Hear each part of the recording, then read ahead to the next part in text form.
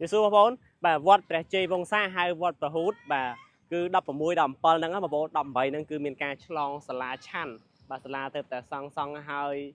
យក៏មានការរៀបចំបាទឆ្លងសាលាហើយនឹងកាត់ខ្សែបូហើយនេះត្រូវខ្ញុំថតនេះថ្ងៃទី15ប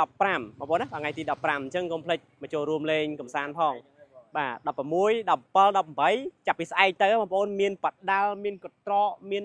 អូគ្រប់សពអញ្ចឹងបងប្អូនដែលនៅទីរួមស្រុកបាទ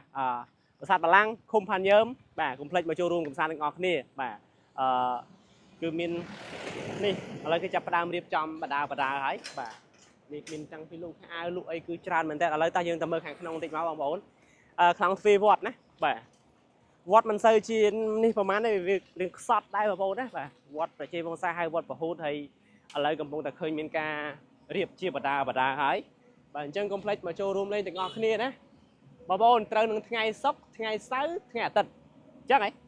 សុក្រសៅរ៍អាទិត្យ3ថ្ងៃអញ្ចឹងកុំភ្លេចមកចូលរួមលេងកំសាន្តទាំងអស់គ្នាមានការវាយបដាមានតាំងពីបាទកីឡាបដាតាំងពីខាងក្លឹបតាំងពីខាងស្រុកមកជាបន្តបន្ទាប់អញ្ចឹងនឹងថាគូណាខ្លះទេហ៎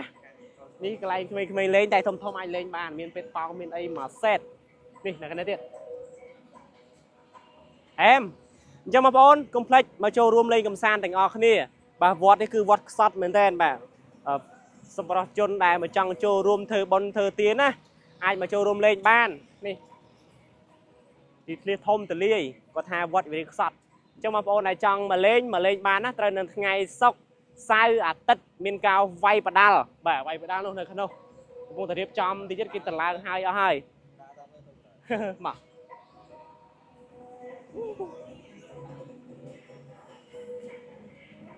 ហ៎